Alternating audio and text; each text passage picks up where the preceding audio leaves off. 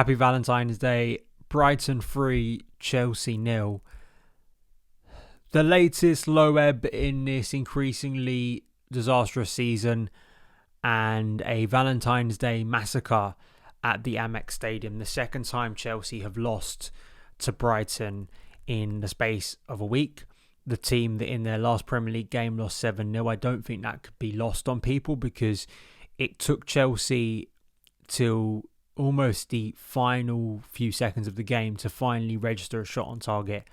Tonight was an absolutely disgraceful performance. I thought last weekend was pretty pathetic, but this was to a new extent.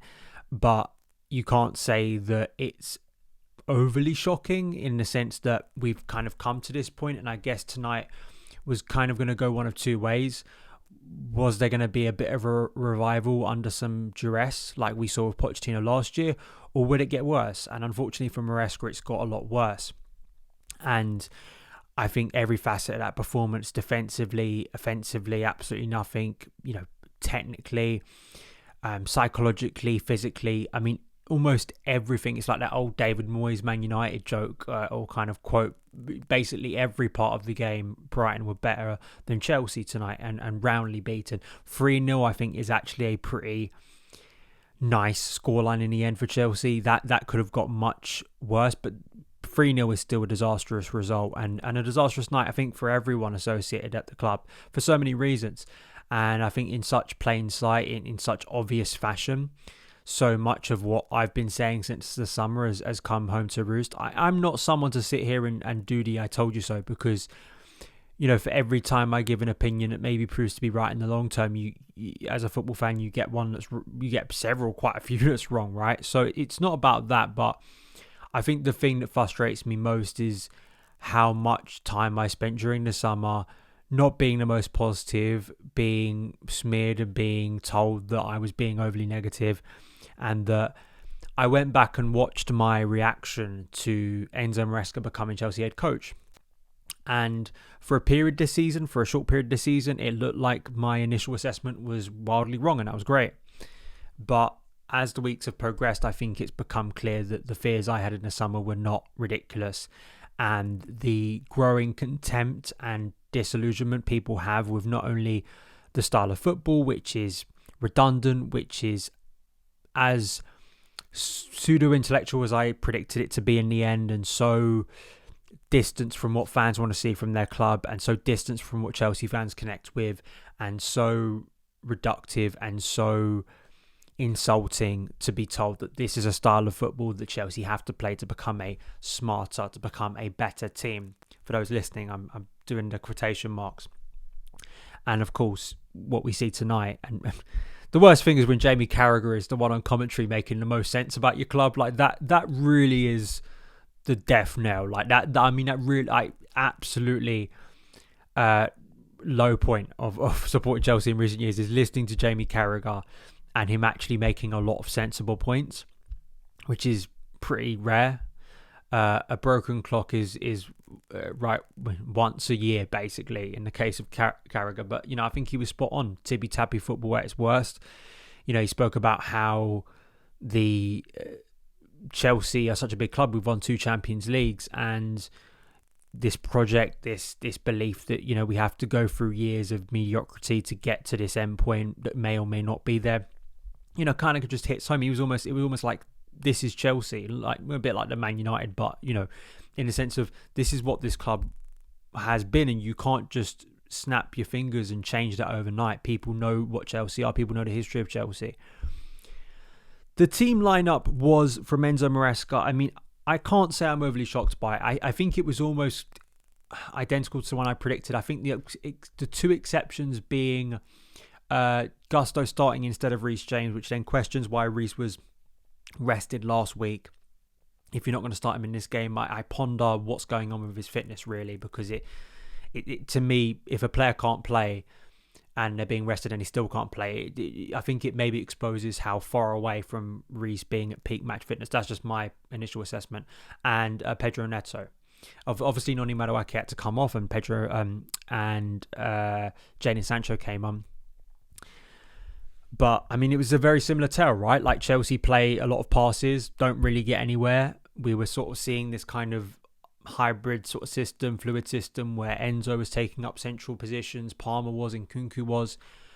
But of all teams, Brighton literally Chelsea play a ridiculous number of passes that gets us absolutely nowhere near Verbruggen, challenging him, looking like we're ever going to score a goal or make a good chance and good look to get in front. And Brighton play one ball over the top. And of course, the goal itself is mesmerising. I mean, it's a world-class first touch. You always think as a fan, you're always looking at your own defenders. You're looking at your goalkeeper. And I think that absolutely was the case for the second and third goal, which were comically bad from everyone involved. The first one is sublime, right? The first touch. If Palmer does that, we're celebrating it, right? As one of the goals of the season. It is one of the goals of the season, but I think it's so reflective of like exposing how just stupid this idea that you have to play this number of passes and you have to get this control that doesn't get you control. It's a falsehood. It's an illusion. It's a facade of control, because the moment a team can play the ball over the top and suddenly play a few passes and hit you on transition, it was comically bad, right? And I think it's so ironic. It comes against a club that apparently Chelsea's not only personnel, but in some ways Clearlake have wanted to emulate.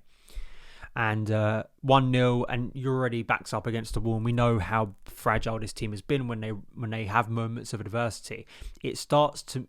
For me, this team feels a lot more like the first Clearlake year than last year. Last year we had an ability under Pochettino at times to come back from adversity.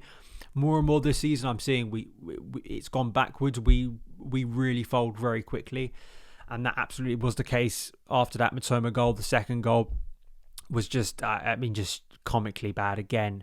A ball gets played across the box.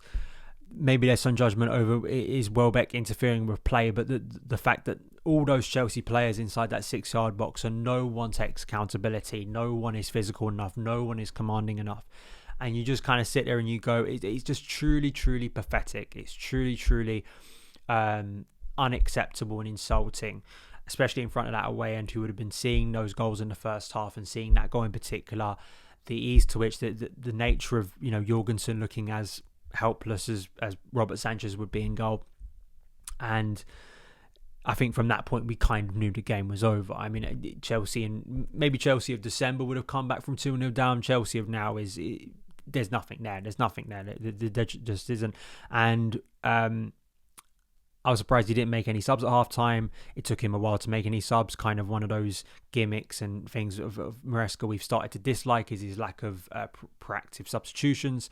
But the game was done, and everything about Chelsea, whether it was the inverted fullbacks that's grated on people as the season's gone on, because it doesn't seem to actually be making us a better team. It seems to be limiting players, and it just allows maybe ways for other teams to hit us in wide areas, maybe exposes the centre-backs and isolates them a bit more. Again, counterproductive. I don't think you're playing a smarter level of football if individuals are getting worse and in ways you're being isolated. I just don't buy that it's smarter football. And the third goal, again, just pathetic. Like Sancho, who's been non-existent. The most headlines he's made over the past week is commenting on Marcus Rashford's Instagram story. I'm not usually someone to go social media, but I mean, that's just the case. Like Sancho has done absolutely nothing for several weeks now. How Minteh gets past him, and then Cucurella too. We saw kind of a reversion to Cucurella of early times at Chelsea, unfortunately. It gets through Jorgensen pathetically, and I mean, it sums up, Chelsea at the moment and what this is. And I think I have little time at this point to defend Enzo Maresca. I've said this before, I'll say it again. Like, let me make this abundantly clear. If Enzo Maresca is sacked tomorrow, but no change above him comes after that, and we just keep on in this same cycle of the sporting directors never hold any accountability. Clearlake never hold any accountability. We keep making our squad weaker after every single transfer window. We make boneheaded decisions and back players who are fundamentally flawed. And it's all about, making profit and flipping players and buying young players who probably aren't ready to play first team football. All of the things that have, the briefings and all of that nonsense that's come to define Clearlake Chelsea. If that continues, then listen, we'll probably be here in 12 months' time. We absolutely will. But that doesn't mean that Enzo Maresca deserves undying patience because he isn't Paul Winstanley and Lawrence Stewart. I think Enzo Maresca, as I explained in the summer, is a symptom of their incompetence, because I don't think a guy who barely had any experience at a senior level, who already had shown, I think, quite concerning trends this time last year at Leicester, I think his style of play had red flags about it, to be honest. And I think, unfortunately, as the season has progressed, as we've played more in the style he wants, the worse Chelsea have got. And I just don't think he's a coach that is going to... I think he's very technocratic. I think he doesn't quite have either the experience, the ability, whatever it is, to get Chelsea out of this situation. Now, who do you bring in? I don't know, because I think we're dealing in an environment now where I don't think any serious coach who even has a belief of kind of, being confrontational, having their own ideas, is going to work at Chelsea. Anyone worthy of the role that I think most Chelsea fans would think we need to get a serious guy in here, unless you can uncover the next Jose Mourinho. But you've got to remember, Jose even had just won the Champions League with Porto. This wasn't like an unknown guy when we appointed him. I think you're really struggling at this moment. The weight of character is just not there. Maresca is not a bad guy. In some ways, he is what he is. Like, I think the club bought into him. I think it was a stupid risk in the summer. They are probably going to have to pay for it at some point. But that doesn't mean the people above him hold no accountability. But he is a coach at the end of the day. And you play against a team that have lost 7-0 and you're unable to hit shots on target more than a couple in 2 games. The team looks so repetitive, so dull, so slow in possession. Players have seemingly gotten worse the more you've been here, and the tepid nature of the team, I don't see how this gets fundamentally better. I don't think the more Maresca gets his vision embedded at Chelsea, I think we're going to become a better team. That's just my opinion. Again though, like, if he leaves and it means that the people above him, which is just insanity to me, that they handed this guy a, 5 or 6 plus 1 year deal in the summer after sacking Pochettino, after sacking Graham Potter. How no one, and that's not even including all of the nonsense in the transfer window, how they hold no accountability for this failure is just a symptom of actually above them, which is Clearlake, which is the big issue currently. That Hyperbole has, tried to rule with an iron fist, but I think has put Chelsea in a really damaging position. And I think it's why so many fans are rightly turning against the hierarchy of the club at the moment, because they've been insulted. Their intelligence has been insulted. They have seen their club spend a lot and be told to accept mediocrity, basically. Chelsea fans do not deserve this. Sure, there are some idiots out there. There are people who I disagree with who will be reactionary and flip out at that's the smallest thing. That doesn't, represent the majority.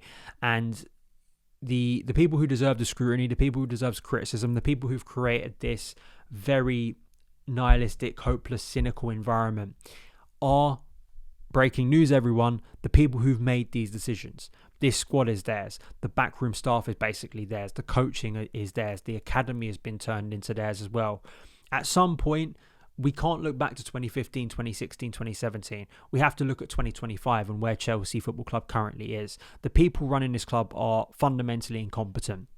And whether they're incompetent in the sense that they just don't know what they're doing, or my suspicion is the premise and the standards and the expectation of us making a better football team isn't actually the priority for them. Whatever it is, you can't gaslight us anymore. I wasn't gaslit in the summer. Like, I didn't believe that everything was, even when Chelsea were winning, I was having conversations with people where I still was kind of like, I think there are flims, the squad isn't that strong. But, you had to celebrate at the time. Like, you had to look at it and go, we're doing better than expected. Let's hope football's mad, Chelsea are mad, and it's all going to come together. But that only lasted a few weeks because the ground on which that form was built is basically non-existent. And it's folded like a deck of cards. This season has completely collapsed. We're out the FA Cup. We went out the Carabao Cup. It's basically now down to the Conference League for any silverware. And, you know, Mr. Pochettino was able to revive something to get us into European football, not even into Champions League football. I'm not sure we have even the same quality of squad. I think in some ways we are weaker. I think in some depth areas we are weaker. I think in some personnel at the end of the day weaker. You know, I think Petrovic, for instance, in goal is better than both our first choice goalkeepers right now. In striker, obviously no Jackson till April, and I look at Palmer and I see it almost like the Man United effect. I think the longer he's here, I worry he's going to be dragged down by the mediocrity, and I don't think he'll be here that long if Chelsea continue to fail. So man, oh man, I've got a good podcast coming out. I've got a great guest coming on the show, and we're going to be talking about some stuff. But it's a bad time, and I just don't know how you defend this anymore. I really don't. I think you have to do some mental gymnastics to try and spin this as positive and spin the criticism from all corners as anything other than pretty accurate. So those are my thoughts. Let me know yours in the comments below, and I'll see you again very soon. All the best.